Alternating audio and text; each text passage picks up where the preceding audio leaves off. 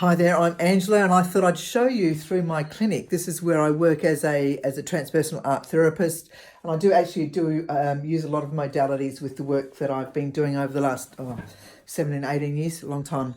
I work initially as a visual artist since I was a kid, a teenager, and that went on to exhibiting, and then it went on to working as going into the therapeutic realms. Firstly, because I needed to work on my own stuff, and I didn't start working on my own stuff to end up being a therapist. That's not what I was looking to do, but it's what it's ended up happening. Anyway, so this is where the client sits, and this is where I'm sitting, and I've been ready to work with a Skype client this morning, but I work with people nationally and as well as internationally, which is fantastic. A real honour to be working in the realms of being able to help people from all walks of life.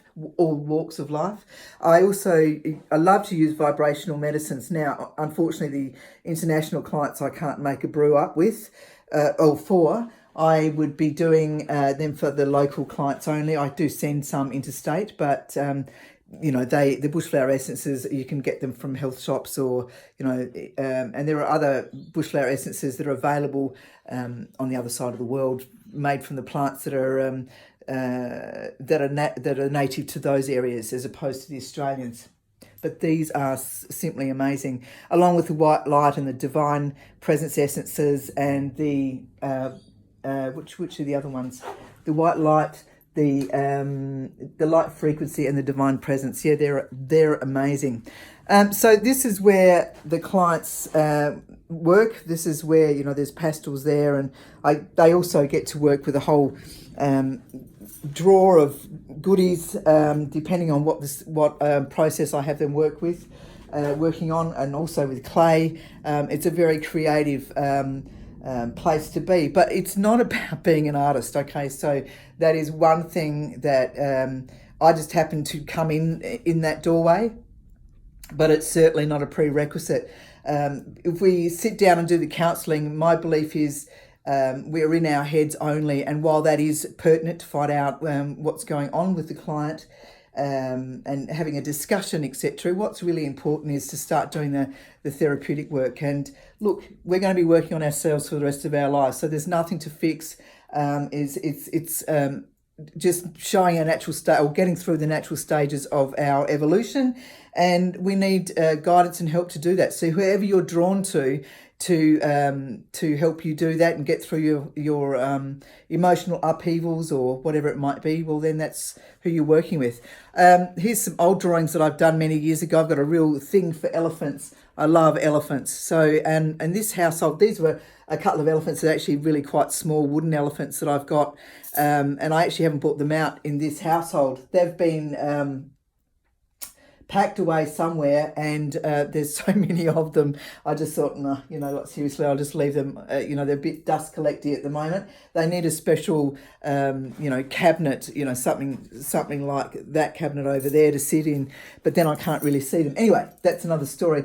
Then this is a recording of the raindrop technique. I've got a lot of different measurements here from people over the time, and this is the before and after measurement. Right, I remember this one here was quite significant. I don't know if you can see the distance between that one there and that. So there and there. So, or there and there. So that's where they started off, the before measurement, and then that's the after measurement. So that's working with the therapeutic grade essential oils, working on their feet and also working on their back. And it's the raindrop technique is absolutely amazing.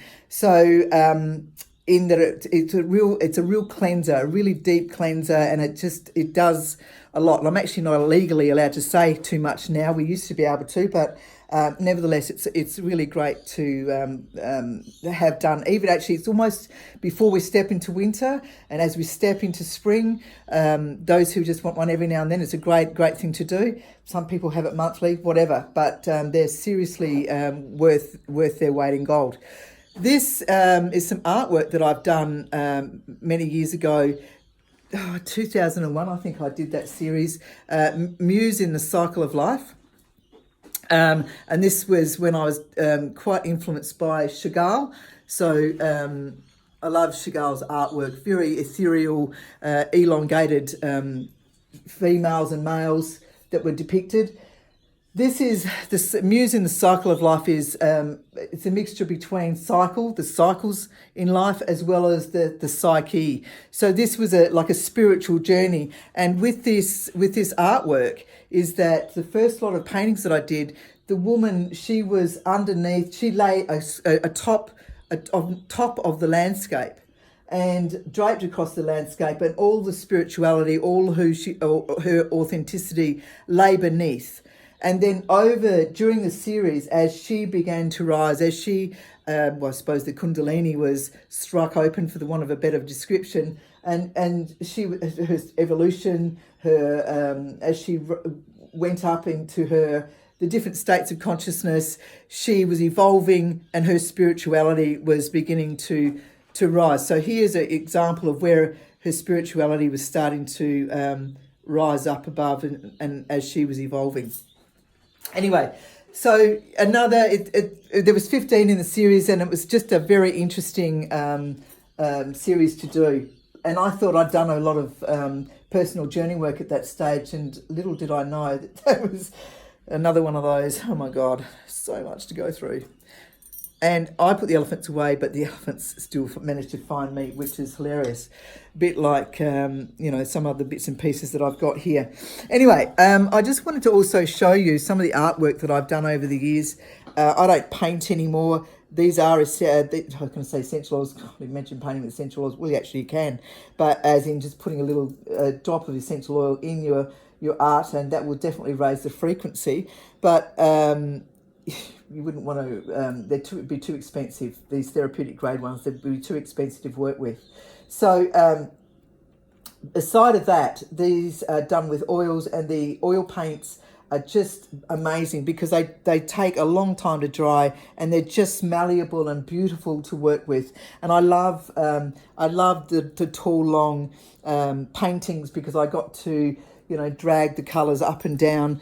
And here's a really good example of where is that one there? So there's a landscape that the landscape goes right up to the top. Let me have a look at pointing that out to you. This is actually the skyline's up there, of course, but that green tufty stuff there is actually like bushes of plants. Let me see if I can point that. Yeah, there. So that's the plants or the trees that were off in the distance. Look, they're interesting. I loved doing the tall and skinny landscapes. And I also did a bird of paradise and heliconias, and I did all that sort of thing many years ago. I loved painting with the oils. They're really amazing. And there's a picture of my mother and father many years ago, a long time ago. They've been gone for a long time now. Actually, I just want to show you one more painting that I did a long time ago that I find extremely, that I'm passionate about. I just love this painting. It was of a particular, it's a really big painting. And it's this journey was from Maitland in New South Wales. It was the trip down to Sydney. And so of course, this was the road that I went on. And so this is the road we went on. And this particular scene was quite fascinating because, and this was quite a dense area and quite large, but the thing is that there were all these dead trees.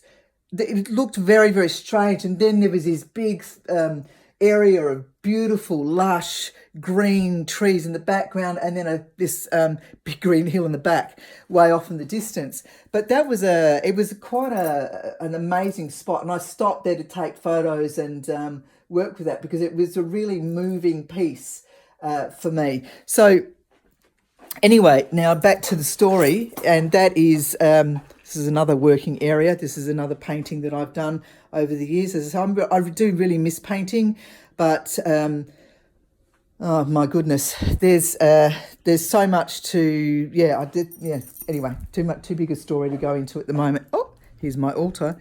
I love my altar. It's a beautiful altar that I've had for a little while now. where I do my bits and pieces. And here's a cloth, an altar cloth that I've made from the mandalas that I've got. And yeah, beautiful piece of silk. But this is, excuse me, sniffing, there's a bit of hay fever still happening here. This is where I work. This is my easel, and I bought this easel in North Adelaide, from the North Adelaide School of Art. Oh my God. I was studying there, it'd be 30 years ago. So I was in my late 20s, and 26 and 27, I think I was, yeah. And oh my God, they were wild days, I can tell you. They were great. Big days, but this easel's still going, and I've got to see some dust up here, which is hilarious. I've been working in this other job part-time for the last 8 months, which has been fantastic, but I can't keep working 7 days a week, so it's insane. Anyway, so stop it. So I am. So I can now go back to doing my artwork. I can get back to doing my finishing this piece here that I've been working on for quite some time. This piece above has been finished for quite some time, and I always leave the previous piece or the up above, not to just. It's more that the one leads on to another, even though they're quite different. It's like they keep each other company, so to speak. These pieces are. I work on them when I feel called to work on them.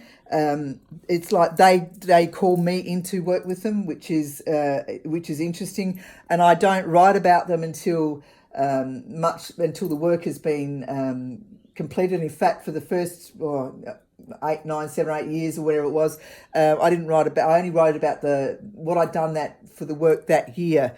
So, which is fascinating.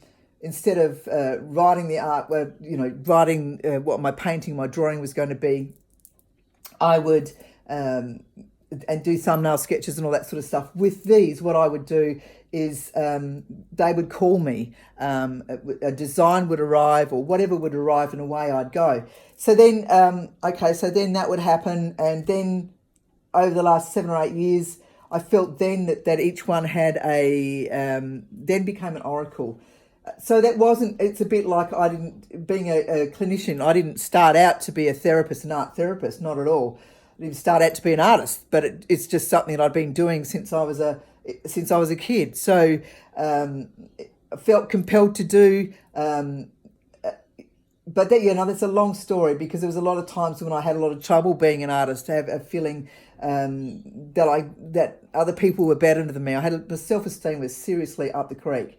Anyway, that's that has its moments, as it does for all of us, but so that's why it's always ongoing. And so after many years of doing this work, it pays off. It's I feel that it's moving. It's what I love to do. It makes me feel good. These are the pastels that I'm working with. These are the pastels that I work with. They're just beautiful, and I use one of these knives to sharpen them. I don't use a pencil sharpener or anything, which is good. So yeah, so then they became an oracle, and now there's 54 that are in that book that I've got, and if you have it as an ebook, you won't be able to download them. So that's the bummer about it. You have to buy the book to be able to use the oracle.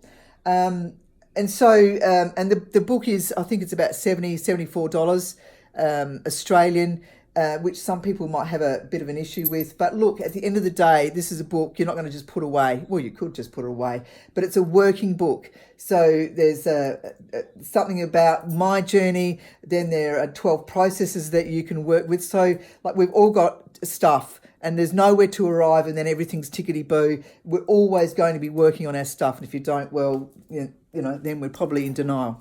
So, and that's okay for a while, but then at some stage it starts to get very extremely uncomfortable. So that's why doing the therapeutic work is essential, I believe. And I'm right into the transpersonal work. And look, whoever you feel drawn to help you on your journey is entirely up to you, of course.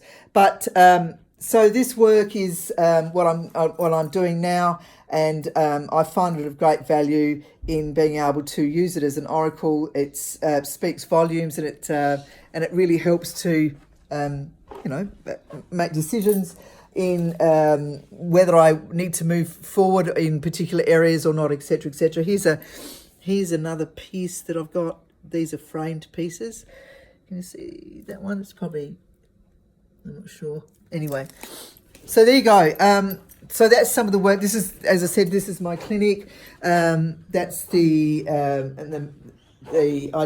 where I do the raindrop technique. There's also the crystal light bed healing. There's a lot of different work that I do, thought field therapy, accelerated experiential dynamic psychotherapy, and as I said, vibrational medicines, etc., etc. So look, life is great. So look after yourselves, and through the difficulties, journal, and more journaling, and drawing. And that doesn't mean you need to be an artist. You're just doing an exercise. It's like making dinner or something. It's just something that you're going to feel good. It's nourishing for the soul as opposed to for food when you're using food. All right, okay, that's as a matter of interest. Ciao, ciao.